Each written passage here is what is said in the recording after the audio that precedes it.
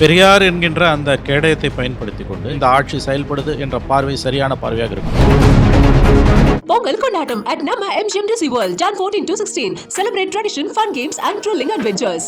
ஸ்ரீகுமரன் தங்க மாளிகையில் மாபெரும் வளையல் திருவிழா ஜனவரி 10 முதல். குறைந்த விலை, நிறைந்த தரம், தங்கள் தேவைகள் அனைத்தும் ஒரே இடத்தில். ஜெயச்சந்திரன். தமிழ் தேசியம் என்பது ஏற்கனவே இங்கு ஒரு பிரிவினைவாதம் வந்தது. 62 அண்ணா அவர்கள் அதை கைவிட்டார். இப்ப நான் கேட்கிறேன், அப்ப தெலுங்கு தேசம்ங்கிறது என்ன தேசியவாதத்தை பேசுதா? அது என்னத்தை பேசுது? அப்புறம் இந்திய கட்டமைப்புக்குள்ள தமிழ் தேசியம் முன்னுரிமை கேட்கக்கூடியவரை எதற்காக பிரிவினைவாதி என்று முத்திரை? நீங்க என்னுடைய வளர்ச்சியை தடுக்கிறதுக்கு நான் அது ஒரு செப்பரேட்டிஸ்ட், நான் தனி தமிழ்நாடு கொடுங்கன்னு கேட்கலையே. இதுக்குள்ள என் தன்னுரிமை தான் கேட்கிறேன். நான் திரும்ப சொல்றேன், இந்தியா பல மொழிகள்னா ஒரே நாடா இருக்கும், ஒரே மொழினா பல நாடுகள் பிறக்கும்.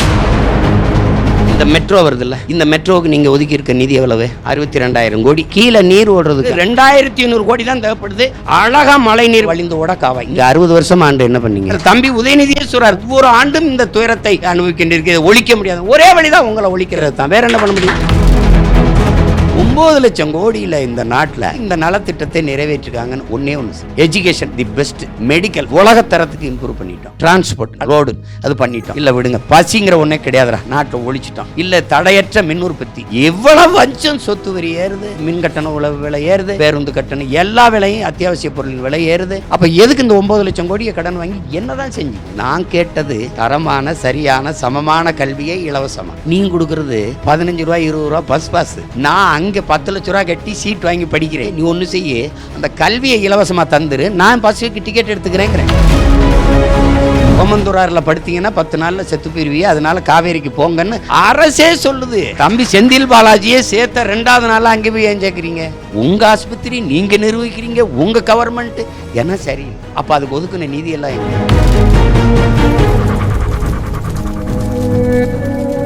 பெரியார் என்கின்ற அந்த கேடயத்தை பயன்படுத்தி கொண்டு இங்கு இடைநிலை சாதிகளுடைய மேலாதிக்கத்தையும் மென்மையான ஹிந்துத்வாவையும் முன்னெடுத்து சொல்றதுக்கு தான் இந்த கடந்த 3.5 ஆண்டுகளில் இந்த ஆட்சி செயல்படுது என்ற பார்வை சரியான பார்வையாக இருக்குமா? 100 விழுக்காடு நீங்க மென்மையானதுன்னு என்ன சொல்றீங்க? நான் 100 விழுக்காடு இந்து, நான் பிஜேபி. நீங்க 90 விழுக்காடு இந்து, நான் ஏன் பி டீம் ஆனேன்னு சொல்லுங்க. நான் ஏன் பிஜேபின்னு பி டீம் ஆனேன்? கேளுங்க, என்கிட்ட கேளுங்க, ஏன்னு கேளுங்க. ஏன்னா ஏ டீம் நீங்க, திமுக ஏ டீம், அதனால நான் இயற்கையாவே நான் பி டீம் ஆயிட்டேன். நீங்க பாருங்க, உங்களுக்கு தெரியாத அரசியல் இல்லை. இந்த ஜார்க்கண்ட் முக்தி மோர்ச்சாவா, ஜார்க்கண்ட் இல்லையா, அங்கே அந்த முதல்வர் மேலே வழக்கு, அங்கே டெல்லியா கெஜ்ரிவால் மேலே வழக்கு, இங்கேயா சந்திரசேகர மகன் மேலே வழக்கு, எல்லாம் அமலாக்கத்துறை போட்டு இழுத்தடிக்கும் போது இந்த குடும்பத்து மேலே எந்த வழக்கும் இல்லை. என்ன இப்போ புனிதவான்களா இல்லை காந்தியின் வாரிசுகளா? எதனால?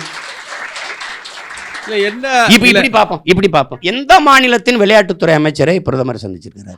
அவங்க கட்சி ஆளுகிற மாநில முதலமைச்சரே சந்திச்சாருன்னு செய்தி வரலையே. மாலையில அப்பாவை சந்திக்கிறார், காலையில மகனை சந்திக்கிறார். ஏன் சந்திக்க போறேன்னு இங்கேயும் சொல்ல மாட்டேங்கிறீங்க, ஏன் என்ன சந்திச்சு பேசுனீங்கன்னு அங்கேயும் சொல்ல மாட்டேங்கிறீங்க. என்னதான் நடக்குது அப்போ? இல்ல, இப்போ வழக்குகள் இல்லைன்ற ஒரே, நீங்க ஒரு லிஸ்ட் கொடுத்தீங்க, கரெக்டா சொன்னீங்க, அதை யாரும் மறுக்க முடியாது, அது ஃபேக்சுவலா கரெக்ட். இப்போ வழக்குகள் இல்லை என்ற ஒரே காரணத்தை வைத்துக்கொண்டோ, அல்லது விளையாட்டுத்துறை அமைச்சர் உதயநிதி ஸ்டாலினை பிரதமர் சந்திக்கிறார் என்ற ஒரே காரணத்தை வைத்துக்கொண்டோ, ஸ்டாலின் அவர்களுடைய குடும்பம் நீங்கள் சொல்வது போல ஏகப்பட்ட அவர்கள் முறைகேடுகளில் ஈடுபட்டிருக்கிறார்கள் என்பதை எந்த அடிப்படையில் நாம் சொல்ல முடியும்? இந்த ஆக்ஷன் இல்லைன்றது ஒரே காரணத்தை மட்டுமே வச்சு நம்ம அப்படிப்பட்ட குற்றச்சாட்டை உங்களை போன்ற ஒரு பொறுப்புமிக்க தலைவர் எந்த அடிப்படையில் நீங்க நான் சொல்றேன் கேளுங்க, நான் சொல்றேன். இந்த மெட்ரோ வருது இல்ல, இது யாரோடது? யாரோட திட்டம்? உலக வங்கியின் திட்டம். இந்த மெட்ரோவுக்கு நீங்கள் ஒதுக்கி இருக்க நிதி எவ்வளவு? 62,000 கோடி. இதுவரையும் சொல்கிறீங்க. மேலே ட்ரெயின் ஓடுறதுக்கு, தொடர் வண்டி ஓடுறதுக்கு நீங்கள், கீழே நீர் ஓடுறதுக்கு 60 வருஷம் ஆண்டு என்ன பண்ணீங்க? அதில் அவரே வேற சொல்கிறார், தம்பி உதயநிதியே சொல்கிறார், துணை மேல் ஒவ்வொரு ஆண்டும் இந்த துயரத்தை அனுபவிக்கின்றது, ஒழிக்க முடியாது. ஒரே வழிதான் உங்களை ஒழிக்கிறது தான், வேற என்ன பண்ண முடியும்? ஐயா, அந்த அதிகாரி சொல்றாரு 2,500 கோடி தான் தேவைப்படுது, அழகா மழை நீர் வழிந்து ஓட காவாய். நீங்கள் உலக நாடுகளுக்கெல்லாம் நிதி திரட்ட போறீங்கல்ல, அந்நிய முதலீடு. அந்த நாட்டில் சாலையில் தானே பயணிக்கிறீங்க. அவன் எப்படி நீர் வழிந்தோட அந்த நீர் மேலாண்மை எப்படி கை அமெரிக்கா, ஆஸ்திரேலியா, துபாய், அரபு நாடுகள் இப்படி தான் ரோட்டில் தண்ணி நிற்குது. ஒன்று ரொம்ப தூரம் பாருங்க, சிங்கப்பூர் போவோம், மழை கொட்டிக்கிட்டு இருக்கட்டும், ஒரு துளி நீர் தேங்கிருச்சுன்னா நான் அந்த இடத்துல நீங்கள் என்ன சொல்றீங்களோ அதை நான் செய்கிறேன். அப்படியே ஓடும். இப்படி போட்டிருப்பான் சாலையை, இப்படி போட்டிருப்பான், அழகா ஓடு காவா, ஓடி போய் எடுத்து போய் சேர்ப்பான். ஏன்னா இது பண்ண முடியாதா? இப்போ நம்ம அப்போ நீங்கள் அதுக்கு ஒதுக்க, நீங்கள் மாநகர தந்தையாக இருந்துக்கும் போது ஒதுக்குன நிதி எங்க? நீங்கள் ஒதுக்குன 4,000 கோடி எங்க? ஒவ்வொன்றுக்கு நீங்கள் ஒதுக்குன. இன்னைக்கு நீங்கள் எதிர்க்கட்சியாக இருக்கும்போது கொடுத்த வாக்குறுதிகள், நான் வந்தால் இந்த பணி முடிச்சுட்டு தேர்வு எழுதிட்டு இருக்க 14,000 பேருக்கு வேலை வாய்ப்பு கொடுப்பேன், பகுதி நேர ஆசிரியர்களுக்கு நிரந்தர பணி தருவேன், நான் சமவேளை சம ஊதியம் அதை நிறைவேற்றுவேன். எல்லாம் நீங்கள் கொடுத்ததான். சார் ஒரு நிமிஷம், நான் நீங்கள் சொல்கிறது கரெக்டு, நான் அந்த பாயிண்ட்டுக்கு அப்புறமா வரேன். நான் சொல்கிறது மெயின் கொஸ்டின் நீங்கள் ஆன்சர் பண்ணல. அமலாக்கத்துறை நடவடிக்கைகள் நீங்கள் சில மாநிலங்களை சொன்னீங்க, ஜார்க்கண்டை சொன்னீங்க, கெஜ்ரிவாலை சொன்னீங்க. அந்த மாதிரி இந்தியா கூட்டணியில் இருக்கக்கூடிய ஸ்டாலின் அவர்கள் மீதோ அவருடைய குடும்பத்தினர் மீதோ வராமல் இருப்பதற்கான காரணம் என்று நீங்கள் சில விஷயங்களை சொல்றீங்க. எந்த அடிப்படையில் காம்ப்ரமைஸ் பண்றாங்க? நீங்க அவங்க சமரசங்களை செய்து கொள்றது தான் காரணம். நீங்க அவரை எதிர்க்கிறது போல இங்க நடிக்கிறீங்க. ஆனால் நீங்க சதுரங்க விளையாட்டா அவர் வரணும், நீங்க காந்தி கிராமத்தில் ஒரு இதா நீங்க கேலோ இந்தியாவா அவர் வரணும், எல்லாத்துக்கும் கூட்டிகிட்டு வந்து வச்சுக்கிறீங்க. எதிர்கட்சியாக இருக்கும்போது கருப்பு கொடி காட்டினீங்க, கோபேக் மோடினீங்க. அதே நிலைப்பாட்டில் நின்னீங்களா? ஆளுங்கட்சியாக இருந்தோன்னா வெல்கம் மோடிங்கிறீங்க. நீங்கள் கொடையை கூட கருப்பாக பிடிக்கல, வெள்ளை கொடை பிடிச்சிட்டீங்க. பாதுகாப்புக்கு நின்ன காவலர்கள்லாம் காவியில் இந்த மலை உடையே போட ஆரம்பிச்சிட்டாங்க. அப்படி இருக்கும்போது நீங்கள் சமரசம் செஞ்சிட்டீங்க. இப்போ அவருக்கு இருக்கிற பிரச்சனை அவருக்கு உங்களுக்கு தெரியும். நிதிஷ்குமார் ஐயாவும் ஐயா சந்திரபாபு நாயுடு தயவில் ஆட்சி இருக்குது. ஒரு வேளை இவங்க அப்படின்னா இவர் 22 உறுப்பினரோட உள்ளே போவாங்க. அந்த உறுப்பினர் இவங்க ஆதரிப்பாங்கங்கிறது அவர் ஆதரிப்பார் அப்படிங்கிறது அவருக்கு தேவைப்படுது. இவங்க நாங்கள் ஆதரிப்போம், நீங்கள் கவலைப்படாதீங்கன்னு இவங்களுக்கும் தேவைப்படுது. இதெல்லாம் தானே. வேற என்ன இருக்குன்னு சொல்லுங்க. வேற என்ன காரணம் இருக்க முடியும்? இவங்க எந்த ஊழலும் செய்யலை, எதுவுமே செய்யலை. ரேஷனில் அரிசி மூட்டையை ஏற்றி இறக்குறதுல 1900 கோடி இழப்புன்னு அரசு சொல்லுது. ஒரு அடித்தட்டு மக்கள் ரேஷன் அரிசி வாங்கி சாப்பிட்ற மக்கள் யாராக இருப்பா? அவனுக்கு அரிசி கொண்டு போனதில் ஏற்றி இறக்குறதுல 1900 கோடி இழப்புன்னா இது நீங்களே சொன்னதுன்னா அப்போ அது 5000 கோடியாக கூட இருக்கலாம்ல. இப்படிப்பட்ட இதெல்லாம் நீங்கள் எப்படி எடுத்துக்கிறீங்க? எது ஒன்றுக்கு நிர்வாகம் வாங்க மாநகராட்சி அலுவலகத்துக்கு போவோம். எது ஒன்றும் எங்கள்கிட்ட நிதி இல்லை, போதுமான அளவுக்கு நிதி இல்லை, நிதி வளமை இல்லை, ஃபண்டு இல்லை. எங்கே ஃபண்டெல்லாம் எங்கப்போ? 8,300,000 கோடி 3,000 கோடி கிட்ட போயிடுச்சு. உங்களுக்கு தெரியும். இப்போ 9 லட்சம் கோடியை தொட போகிறோம். நானும் நீங்கள் ஒரு மூத்த பத்திரிக்கையாளர், நான் ஒரு இயக்கத்தை நடத்துகிறேன், 2 பேரும் வந்துடும். இந்த மண்ணின் குடிமக்களாக பேசும். 9 லட்சம் கோடியில் இந்த நாட்டில் இதை வாங்கி இந்த நலத்திட்டத்தை நிறைவேற்றிருக்காங்கன்னு ஒன்று சொல். எஜுகேஷன் தி பெஸ்ட் கொடுத்துட்டோம். மெடிக்கல் உலகத்தரத்துக்கு இம்ப்ரூவ் பண்ணிட்டோம். டிரான்ஸ்போர்ட் அல்லது ரோடு அது பண்ணிட்டோம். இல்லை நீர்த்தேக்கங்களை பண்ணி தண்ணீரின் தேவையில் தண்ணீரை அடைஞ்சிட்டோம். இல்லை விடுங்க, பசிங்கிற ஒன்றே கிடையாதுடா, நாட்டில் ஒழிச்சிட்டோம். இல்லை தடையற்ற மின் உற்பத்தி, மின்சாரம் கொடுக்குறோம். எவ்வளவு வஞ்சம் சொத்து வரி ஏறுது, நீங்கள் மின் கட்டணம் உழவு விலை ஏறுது, பேருந்து கட்டணம், எல்லா விலையும் அத்தியாவசிய பொருளின் விலை ஏறுது. அப்போ எதுக்கு இந்த 9 லட்சம் கோடியை கடன் வாங்கி என்ன செஞ்சீங்க? அப்போ இந்த கேள்வியை நீங்கள் என்ன இப்போ யார்கிட்ட பதில் இருக்குது? இதுக்கு தனியார் போக்குவரத்து லாபத்தில் போகும்போது அரசு போக்குவரத்து இழப்பில் கேட்டால் நாங்கள் இலவச பஸ் பாஸ். நான் கேட்டது தரமான சரியான சமமான கல்வியை இலவசமாக. நீங்கள் கொடுக்குறது 15 ரூபா 20 ரூபா பஸ் பாஸு. நான் அங்கே 10 லட்ச ரூபா கட்டி சீட் வாங்கி படிக்கிறேன். நீ ஒன்று செய்ய, அந்த கல்வியை இலவசமாக தந்துரு, நான் பஸ்ஸுக்கு டிக்கெட் எடுத்துக்கிறேங்கிறேன். நீ தலைகீழாக இருக்கே. அரசே சொல்லுது, ஓமந்தூராரில் படுத்தீங்கன்னா 10 நாளில் செத்து போயிருவியே, அதனால காவேரிக்கு போங்கன்னு அரசு சொல்லுது. தம்பி செந்தில் பாலாஜியே சேர்த்த 2வது நாளில் அங்கே போய் ஏன் சேர்க்குறீங்க? உங்கள் ஆஸ்பத்திரி நீங்கள் நிர்வகிக்கிறீங்க, உங்கள் கவர்மெண்ட்டு என்ன சரியில்லை. அப்போ அதுக்கு ஒதுக்குன நிதியெல்லாம் எங்கே?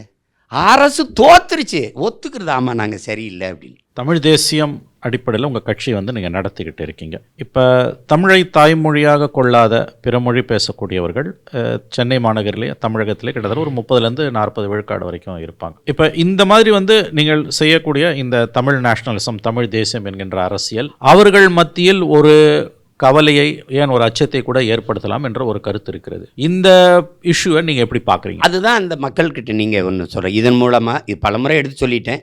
இதன் மூலமாக அவசியமற்றது, ஒரு துளி கூட அது அவசியமற்றது. நான் எப்படி சொல்கிறேன் பாருங்கள். தமிழ் ஒரு பேரன்பின் தாய் தமிழ்.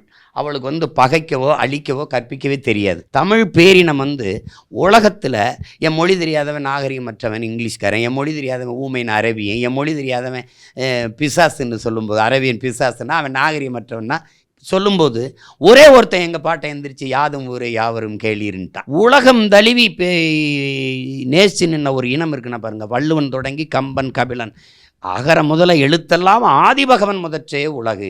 உலகு உலகு உலகுன்னு உலகந்தழுவி நேசித்து நின்ற ஒரு இனம். நீங்கள் தமிழர்கள் மனிதநேயவாதிகளே அல்ல, அவர்கள் உயிர்மை நேயர்கள். உங்களுக்கு இதுக்கெல்லாம் நிறைய பாக்கள் இருக்குது, சான்றுகள் இருக்குது. வாடிய பெயரை கண்ட போதெல்லாம் வாடினேங்கிறான். எவ்வுயிரும் தன்னுயிர் என்றெண்ணி இறங்குவதற்கு நின் தெய்வ நிற்கரணை செய்யாயோ பராபரமேன்னு தாய்மானவர் பாடலிருந்து இருக்குது. எல்லாத்தையும் நீங்கள் பார்க்குறீங்க. இவ்வளவு உயிர்மை நேயம் கொண்ட ஒரு பேரினம் சக மக்களை சக இன மக்களை வெறுக்கும்னு சொல்றது. தமிழ் தேசிய அரசியல், திராவிடம் இந்தியம் தான் இந்த பிரிச்சு போடும். தமிழ் தேசியம் பேரன்பு கண்டு உலகத்தை நேசிக்கும். நாங்கள் எடுத்து வைக்கிற அரசியல் கோட்பாடை நீங்க தயவு செய்து பாருங்க. உலக பொதுமைக்கு வைக்கிறோம். நீங்க எங்க தலைவர் ஒரு தேசிய இன விடுதலைக்கு போராடினாருன்னு நீங்க பாக்குறீங்க. தமிழ் இனத்துக்கு இல்ல, உலகெங்கும் ஒடுக்கப்பட்டு அடிமைப்படுத்தப்பட்டு கிடக்கிற அனைத்து தேசிய இனங்களின் உரிமைக்கான போராட்டத்துக்கான முன்னேற்ற தான் பார்க்கணும். இப்போ நீங்க நான் என்ன சொல்கிறேன், இப்போ இவங்க கூட பெரியாரையும் அண்ணல் அம்பேத்கரையும் ஒன்னான்னு நிறுத்துறாங்க. இது ரொம்ப பேர், ரெண்டு பேருக்கு ரொம்ப தூரம். அவர் ஒரு பொது கோட்பாட்டின் சித்தாந்தவாதி. அவர் வரலாற்றில் புறக்கணிக்கப்பட்ட ஒரு இனத்தின் மக்கள் தங்களுக்கான வரலாற்றை தாங்களே ஒரு நாள் எழுதுவார்கள்ங்கிறது ஒரு குறிப்பிட்ட இனத்துக்கு இல்லை, உலக பொதுமைக்கு. நீ இழந்து விட்ட உரிமைகளை பிச்சை கேட்டு பெற முடியாது, போராடித்தான் பெற்றாக வேண்டும்ங்கிறது உலக பொதுமைக்கு. அப்படிதான் தமிழ் தேசியம் இன்னைக்கு என்ன சொல்லுது, நீங்கள் எப்படி பார்த்தாலும் புவி வெப்பமாகிறத தடுக்கிறதுக்கு ஒரே வழிதான் இருக்குது, மரம் வளர்ப்பதை தவிர மார்க்கம் இல்லை. உனக்கு வெயில் அடித்தா நீ கொடை பிடிக்கிற, பூமி தாய்க்கு வெயில் அடிக்குது, பச்சை கொடையை பிடிக்கிறத தவிர வழி இல்லை, மரம் வளர்ன்னு சொல்கிறது என்னிடத்திற்கு மட்டுமில்லை, உலக பொதுமைக்கு தான். நீ மலையை வெட்டாத, பூமி தாயின் மாறா இருக்காத, அதை அறுத்தா அது நிலம் பாலைவனம் ஆயிரும்னு பேசுகிற அரசியல் பொதுமைக்குத்தான். நீ நீர் நஞ்சாயிருது, காற்று நஞ்சாயிருது, நீ உணவு விஷமாயிருச்சு, தயவு செய்து நீ ரசாயன உரங்களை தவிர்த்துரு, நச்சு மருந்துகளை தெளிக்கிறத நிறுத்துன்னு நம்ம கஞ்சிறது இருக்க. எங்கள் முன்னோர்கள் எடுத்து வச்ச அரசியல் எல்லாமே, நாங்கள் பின்தொடர் அரசியலுமே உலக பொதுமைக்கு. அது அருகில் இருக்கிற சகோதரின மக்களை நாங்கள் அச்சுறுத்திடுவோம், அதனால் அவங்க உரிமையை பறிச்சிருவோம். அப்படி நம்ம அது என்றதே தவறு. இப்போ நான் உதாரணமாக சொல்கிறேன்னு, நீங்கள் இந்த நிலத்தின் அரசியலுங்கிறது எங்களுக்கு இல்லாதனால எங்கள் மொழி செத்து போச்சு, அழிஞ்சு போச்சுங்கிறத ஒத்துக்கணும். என் நிலத்தின் வளம் களவு போகுதுங்கிறத ஒத்துக்கணும். இப்போ எப்படி சொல்கிறேன்னா, மன்னர் கட்டபொம்மன் படையில் எங்கள் பாட்டன் சுந்தரலிங்கனாரும் வெள்ளையத்தேவனும் தளபதியாக இருந்தது போல் எங்கள் படையில் எத்தனை தளபதியும் இருங்க. நீங்கள் மராட்டியனா கூட இருங்க, நீங்கள் பீகாரியா கூட இருங்க, குஜராத்தியா கூட இருங்க, ஆனால் மன்னர் நாங்கள் தான். அதுதான் நீங்கள் சொல்கிற கோட்பாடை புரிஞ்சுக்கணும். நீங்கள் என்ன நினைக்கிறீங்க, நீங்கள் இருக்கிறதுனால என்ன அப்படின்னா, நீங்கள் எதை பற்றியுமே கவலைப்பட மாட்டேங்கிறீங்க. இப்போ நாங்கள் என்ன செய்வோம், இது என் கடல், இது என் ஏரி, இது என் ஆறு, என் அருவி, ஐயோ இது என் மலை, இது என் மரம், என் செடி, என் பிள்ளைகளின் கல்வி, என் தாய் தந்தையரின் மருத்துவங்கிற ஒரு துடிப்பு தவிப்பு எங்களுக்கு இருக்கும். அது உங்களுக்கு இல்லை. அதனால தான் இதை சொல்கிறமே ஒழிய அவர்களுக்கு அச்சம்ங்கிறது துளியும் தேவையில்லை. எங்கள் கட்சியில் எல்லா மொழிவழி தேசிய மக்களும் பொறுப்பில் இருக்காங்க. எல்லாருக்கும் நான் தேர்தல் நிற்க இடம் கொடுத்துருக்கேன். நான் வெல்லலை, அது வேற. இடம் கொடுத்துருக்கேன், யாராவது மறக்க சொல்லுங்கள். எல்லாரும் கொடுத்துருக்கேன். இப்போ நீங்கள் உங்கள் கட்சியில் பிராமணருக்கு கொடுக்கறது இல்லை, நான் கொடுத்துருக்கேன். நீங்கள் அந்த இதை நீங்கள் நினைக்கிறீங்க, பிராமணர் அந்த பூச்சாண்டியை காட்டியே நீங்கள் வண்டி விட்டுட்டீங்க. நீங்கள் அதில் பிராமணர்னு மொத்தமாக பேசுனதில்லை, தமிழ் பிராமணனும் பாதிக்கப்பட்டுறான். இல்லை, இப்போ மொழி சிறுபான்மையினர் உங்களை பார்த்து அஞ்ச தேவையில்லை என்று நீங்கள் அது சத்தியமாக தேவையில்லை. தமிழ் மீது, என் தலைவன் மீது எனக்கு அறிவிப்பால் ஊட்டிய என் தமிழ், எனக்கு உயிர்ப்பால் ஊட்டிய என் தாய், எல்லாவற்றுக்கும் மேலாக எங்கள் உயிருக்கு மேலாக நான் நேசிக்கிற எங்கள் தலைவன் மீது ஆணையிட்டு சொல்கிறேன். அந்த அச்சம் உங்களுக்கு தேவையே இல்லை. நாங்கள் உலக பொதுமைக்கானவர்கள். என் காற்று நஞ்சாகக்கூடாதுங்கிறது தமிழர்களுக்கு மட்டுமா? என் நீர் விஷமாயிடக்கூடாது, எல்லாருக்கும் இந்த சாலையை நான் சரியாக போடணுங்கிறதுல கன்னடர் நடக்கக்கூடாது அப்படின்னு சட்டம் போடுவோமா? தடையற்ற மின்சாரம் எல்லாருக்கும் தான். ஆகச்சிறந்த கல்வி எல்லாருக்கும் தான். நாங்கள் எப்படி இருக்கிறோன்னு நினைக்கிறீங்க? நாங்கள் கர்நாடகாவில் 1.25 கோடி இருக்கிறோம். எங்களுக்கு தனித்த அரசியல் இருக்கா? 36 லட்சம் பேர் மகாராஷ்டிராவில் இருக்கோம். ஏதாவது இருக்கா? உலக நாடுகளெல்லாம் பரவி வாழ்கிறோம். தனித்த கட்சி அரசியல் இருக்கா? எங்கள் பிள்ளைகளே அந்தந்த நிலத்தின் அரசியலோடு சேர்ந்து எம்எல்ஏ, இது எம்பி ஆகி இப்போ மலேசியாலாம் அமைச்சராக இருக்கிறாங்க நம்ம ஆளுங்க. அப்படித்தானே அந்த தேசிய இனங்களின் அந்தந்த நில அரசியலோடு கரைஞ்சு போகிறோம். எங்கள் தலைவரே சொன்னதான், எந்த நாட்டுக்கு போறீர்களோ அந்த நாட்டின் சட்டத்திட்டம் இறையாண்மைக்கு கட்டுப்பட்டு வாழுங்கள்ங்கிறதான். அதனால தான் அந்த நாட்டின் குடிமக்களாக அப்படியே ஏற்றுக்கிட்டு நாங்கள் வாழ்கிறோம். இந்த நிலத்தில் வீழ்த்தப்பட்ட ஒரு தேசிய இனம் தாய் நிலத்திலே உரிமையிலிருந்து அடிமைப்பட்டு கிடக்கும்போது, அதிகாரமற்ற அடிமைப்பட்டு கிடக்கும்போது, அது தன் அரசியலுக்காக எழுச்சியுற்று வரும்போது எங்களோடு துணை நின்று ஆதரவாக நிற்க வேண்டியது மற்ற மொழிவழி தேசிய இனங்களின் தார்மீக கடமை. நாங்கள் கர்நாடகாவில், ஆந்திராவில் எங்களுக்கு ஏதாவது அரசியல் இருக்கா சொல்லுங்க? கேரளாவில், மூணாறில் நாங்கள் அந்த எல்லையில் ஜெயிச்சு போகிற தங்கச்சி ஜியோமோலுக்கு கூட நீங்கள் மந்திரி பதவி கொடுக்கல. உங்கள் கட்சியில் தான் ஜெயிச்சிருக்கா. ஒரு தமிழர் அப்படி ஏதாவது கொடுத்துருக்கீங்களா? நாங்கள் அதெல்லாம் நினைக்கலையே. அப்படி தமிழர்கள் நினச்சிருந்தா எம்ஜிஆர் ஏது, ஜெயலலிதா ஏது, ஐயா கருணாநிதி ஏது, எல்லாரையும் நீங்கள் கொண்டாடி தானே இருக்கிறாங்க. அப்போ வீழ்த்தப்பட்ட ஒரு இனம் எழும்போது நீங்கள் தாழ கிடப்பாரை தற்காத்து நிற்பது தான் தர்மம்ங்கிறாரு எங்கள் பாட்டனார் வைகுந்தர். நீங்கள் உலகத்திலே உயர்ந்த மனிதன் யார்? கீழே விழுந்து கிடக்கிறவனை தூக்கி விடவன் குனிறானோ அவன் தாண்டா உயர்ந்த மனிதன்கிறான். நாங்கள் கீழே விழுந்துட்டோம், உங்களுக்கே தெரியுது. எங்களுக்கு எதுவுமே கிடையாது, உரிமை இழந்துட்டோம். ஆனால் நின்று போராடி பெறதுக்காக இடம் தர்றியா? நீங்கள் எங்கூட ஒரு கொஞ்ச நாள் பயணி என்னை கவனிங்க, பேசுகிறதுக்கு ஒரு இடம் கேளுங்க. எங்கே எவனும் வரமாட்டானோ முட்டுச்சந்தில் ஒடுக்கப்பட்ட ஒரு இடத்துல போய் நீ போய் பேசிக்க அப்படின்னா அது வெள்ளைக்காரன் நாங்கள் அடிமைப்படுத்தி ஆண்டா. ஆனால் எங்களுக்கு விடுதலை கேட்டு போராடவாத ஒரு அனுமதிச்சான். அந்த ஜனநாயகமாக தான் வந்துட்டு இருந்தது. விடுதலை பெற்ற நாட்டில் இழந்த உரிமையை கேட்டு பெறுவதற்கு கூட ஒரு இடம் தர்றதில்லை. அப்போ இது எப்படி? இது எவ்வளோ பெரிய கொடுமை பாருங்கள். பகுதி நேர ஆசிரியர்கள் பணி நிரந்தரத்திற்கு கேட்டு போராட வரும்போது வர வர கைது பண்ணி குறவலை நெரிச்ச மாதிரி அப்படியே தூக்கி கொண்டு போய் வெளியில் ஏற்றி விட்டு வந்துட்டீங்க. இப்போ போராடவே அனுமதிக்கலைன்னா எப்படி உரிமை எப்படி பெறுறது சொல்லுங்கள்? அப்போ அதனால் இந்த மக்கள் தேவையற்ற அச்சப்படுறாங்க. நீங்கள் உங்களுக்கு என்ன இல்லை? மதம் மாறுவதையும் விட கொடுமை இல்லை இனம் மாறுவது. எதுக்கு இனம் மாறணும்? நீங்களாக இருங்க. இப்போது கனடாவில் சீக்கியர்கள் தனியாக கோயில் கட்டி வணங்குறாங்களா இல்லையா? அரபு நாடுகளில் போய் ஐயா மோடியே இந்து கோயிலை திறந்து வச்சுட்டு வராரா இல்லையா? அப்போ அவன் இஸ்லாமிய நாட்டில் இந்து கோயிலை திறக்க அனுமதிக்கிறான்ல. ஆனால் நீங்கள் என்ன பண்ணுறீங்க? தேடி இந்த மசூதிக்கு இல்லை இந்து கோயில் இருக்கான்னு இடிச்சிக்கிட்டே வரீங்க. இந்த பிரச்சனை என்னன்னு புரியுதுல்ல? அப்போ நீங்கள் அப்படியே இருங்க. ஏன்னா எங்களுக்கு நீங்கள் தெலுங்கராவோ கன்னடராவோ மலையாளியவோ அல்லது துளுவராவோ அல்லது பீகாரியாவோ இருந்து எங்களுக்கு சகோதர இன மக்களாக சொந்த உறவாக இருக்கக்கூடாதா? அப்போ அவ்வளவு மோசமான ஒரு இனமா தமிழ் இனம்? இந்த ஒரு பேரன்பு கொண்டு உலகத்தை நேச்ச ஒரு இனக்கூட்டத்தை ஏன் இவ்வளவு சிறுமைப்படுத்துறீங்க? எதுக்கு சிறுமைப்படுத்துறீங்க? என்ன உங்களுக்கு பிரச்சனை? இல்லை நாங்கள் தமிழர் ஆகிட்டோம் அப்படின்னு ஆயிருங்க, தமிழர் ஆயிருங்க. அப்போ ஏன் இந்த அரசியலை எதிர்க்கணும்? என்னை ஏன் எதிர்க்கணும்னு சொல்லுங்கள். நீங்கள் தான் தமிழர் ஆகிட்டீங்கள, உங்களுக்கு தானே அரசியல் பேசுகிறேன். தமிழ் தேசியம் என்று சொல்லுவதே பிரிவினையின் துவக்கம். நாடுன்னு எதுக்கு பேர்? அது வெளியில் எப்படி இருக்குன்னு சொல்கிறேன், அது எப்படி புரிந்து கொள்ளப்படுதுன்னு சொல்கிறேன். பிரிவினைவாதத்தின் துவக்கத்தை தான் சீமான் பேசுகிறார். தமிழ் தேசியம் என்பது ஏற்கனவே இங்கே ஒரு பிரிவினைவாதம் வந்தது. 62 அண்ணா அவர்கள் அதை கைவிட்டார். அதன் பிறகு ஏதாவது ஒரு காலகட்டத்தில் இப்போ நான் கேட்குறேன், அப்போ தெலுங்கு தேசம்ங்கிறது என்ன தேசியவாதத்தை பேசுதா? அது என்னத்தை பேசுது? தெலுங்கு தேசம் தன் மொழி வழியே ஒரு தேசம்ங்கிறாரு. அப்போ நீங்கள் மாநிலங்கள்லாம் பிரித்தது எதுக்காக பிரிச்சிங்க? மொழி வழியே தேசிய இனங்கள் நிலங்கள் அப்படி தானே என் நிலம். அப்போ இந்த மொழி மாநில உரிமை, மாநில தன்னாட்சி, மாநில உரிமையில் முதன்மையான உரிமை அந்த மாநிலத்தின் மகன் அந்த மண்ணை ஆளுகிற உரிமை தானே முதன்மையான உரிமையாக இருக்க முடியும். அது இல்லாமல் அப்புறம் என்ன இருக்குது? நாங்கள் தமிழ் தேசியம் பேசுகிறது ஒவ்வொரு இனத்தின் இறையாண்மையை கேட்டு போராடுவது.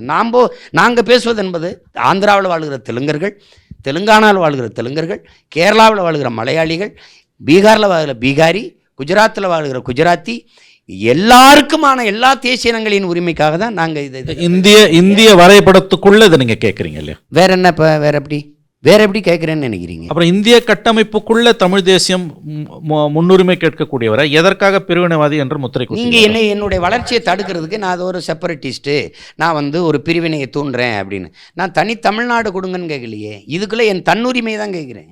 நீ யார்? என் கல்வி, என் பிள்ளையை படிக்க வைக்கிறது, இதுதான் படிக்க வைக்கணும்னு சொல்லுங்க. நீ யார்? என் மகனை எனக்கு படிக்க வைக்க தெரியாதா? எனக்கு படிக்க வைக்க தெரியாதா? கல்வி மாநில உரிமை, அதுவும் மானுட உரிமை. கொடுக்க வேண்டியது அரசின் கடமை. நீ எடுத்துக்கொண்டு வச்சுக்கிட்டு இதை படி. நான் திரும்ப சொல்கிறேன், இந்தியா பல மொழிகள்னால் ஒரே நாடாக இருக்கும், ஒரே மொழினா பல நாடுகள் பிறக்கும். உனக்கே தெரியும், நீ 500 ஆண்டே தொடலை ஹிந்தி. நான் 50,000 ஆண்டுகளுக்கு மூத்தவன். என்னைய ஒன்றும் இல்லைங்கிற. நீ புதுசாக கட்டின நாடாளுமன்ற கட்டடத்தின் வாசலில் சமஸ்கிருதம், ஹிந்தி, இங்கிலீஷில் கல்வெட்டு வச்சுருக்க. உலகம் பூரா பிரதமர் பேசிட்டு வர்றாரு. எங்கள் மொழி மூத்த மொழி இந்தி, உலக மொழிகளின் தொன்மையான மொழி மூத்த மொழி தமிழ், அது எங்கள் நாட்டில் இருக்கிறது பெருமை. உலக நாடுகள்லாம் ஆர்வப்பட்டு வருது தமிழை கற்க. இந்திய மொழிகளின் தொன்மையை தமிழிலிருந்து அறியலாம்னா அது கொடுத்த மரியாதை. ஏன் நீங்கள் தமிழில் கல்வெட்டு வைக்கலப்போ? ஏன் 22 மொழி இந்தியாவின் ஆட்சி மொழியாக இருந்தால் என்ன கெட்டு போயிடும் நாடு? என்னோட வரியை எடுத்துக்கிறீல்ல, அது இனிக்குது இல்லை? 2 வரி தமிழில் எழுதி கடிதம் அனுப்ப முடியாதா? ஒன்றிய அரசு இந்திய அரசு எனக்கு அனுப்ப முடியாதா? எதுக்கு ஹிந்தி இங்கிலீஷில் அனுப்புகிற? அப்போ நீ புறந்தல்ற, என்னை நசுக்கிற, நெரிக்கிற. அந்த உரிமையை நான் கேட்குறேன். அதானே நீங்கள் ஒரே வரி வருது, ஒரே தேர்தல் வருது, ஒரே என்ன சொல்கிறது, இப்போ கல்விக் கொள்கை வருது, எல்லாம் ஒன்றா வருது. காவிரியில் கொஞ்சம் தண்ணி வருதா? அதில் என்ன பிரச்சனை? அப்போ நீர் ஒன்றா இருக்காது. அது எப்படி? என்னுடைய வளம் அப்படி இல்லையே. ஏன் என் நெய்வேலி பழுக்கு நிலக்கரி எனக்கே மின்தடை வருது? என்னுடைய நரிமணம் பெட்ரோல் எனக்குன்னா ஏன் பிரச்சனை? என்ன பிரச்சனை? அணுவில் தயாரிக்கிற மின்சாரம் எனக்கு மட்டுமா? இல்லை எண்ணூரில் தயாரிக்கிற அனல் மின்சாரம் எனக்கு மட்டுமா? எல்லாரும் என்னுடைய வளங்களை எல்லாம் பொதுமையாக எடுத்துக்குருவீங்க. அவரவர் வளம் அவருக்கு, முல்லை பெரியாற்று நீர் வளம் அவருக்கே, இங்கே இவருக்கு காவிரி நீர் வளம் அவருக்கே. ஆனால் என்னுடைய நிலத்தின் வளம் எல்லாருக்கும். அப்போ என்ன, என்னுடைய பேரன்பு தானே உனக்கு பிரச்சனை?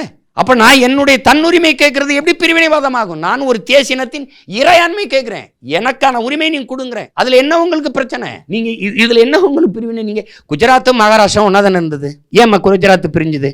குஜராத்தை பிரிக்கும் போது சிறு வயதில் நான் RSS கொடியை பிடிச்சி போறான்னு ஐயா மோடீஸ்வரன் அந்த படங்களே இருக்கு, வட்டம் போட்டு காட்டுறான். அப்போ நீங்க என்ன, நீங்க இந்து தானே, பெரும்பான்மை சமயம் எது? இந்துக்கள். இந்து. எதுக்கு நீ தனியா போன? அவன் மராட்டி, நீ குஜராத்தி. அப்போ இந்த பாகிஸ்தான் இங்க இருந்து போனது காரணம் மதம், அங்கிருந்து பங்களாதேஷ் போனது காரணம் மொழி. அதே உணர்வு எனக்கு இருந்தா அது பாசிசம் ஆயிரும், அதே அதெல்லாம் உங்களுக்கு இருந்தா நேஷனலிசம் ஆயிரும். இது என்னது இது? இது எப்படி எடுத்துக்கிறது சொல்லுங்க. நான் முதல்வன், 15 லட்சம் குழந்தைகள் பயன்பெறுகிறார்கள். இந்த விளம்பர செலவே பல 100 கோடிக்கு இருக்கும். 1000 ரூபாய் யாரு கேட்டது? எந்த தாய் கேட்டா? எங்க அம்மா கேட்டால. விஜய் கூட இன்றைக்கு அந்த ஊழல் லஞ்சத்தை எப்படின்னு ஒழிக்கணும், அது ஒரு பிரச்சனை கிடையாது. அது ஒழிக்கணும்னு நினைக்கும் போது அது நிர்வாக சீர்கேடு தான், அதை ஒழிச்சிடலாம். இப்போ என் தம்பி ஒரு கடைசி அவர் படம் எடுத்துக்கிட்டு இருக்காருல்ல விஜய், இந்த படத்தை அவர் வெளியிடுறதுக்கு எவ்வளவு பாடுபடுறாருன்னு அப்போ பொறுத்திருந்து நம்ம மறுபடியும் சந்திச்சு பேசுவோமே. பொங்கல் கொண்டாட்டம் at நம்ம MGM Disney World Jan 14 to 16. Celebrate tradition, fun games and thrilling adventures. Sri Kumaran தங்க மாளிகையில் மாபெரும் வளையல் திருவிழா ஜனவரி 10 முதல். குறைந்த விலை, நிறைந்த தரம், தங்கள் தேவைகள் அனைத்தும் ஒரே இடத்தில். ஜெயச்சந்திரன்.